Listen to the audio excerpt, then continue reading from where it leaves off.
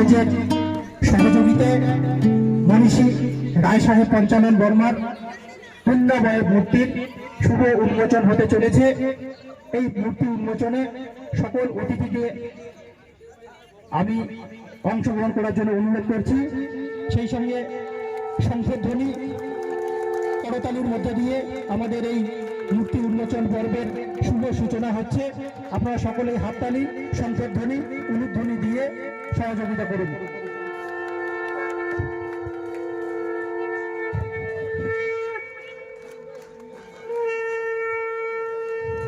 এবারে মূর্তি উন্মোচনের পরে আমাদের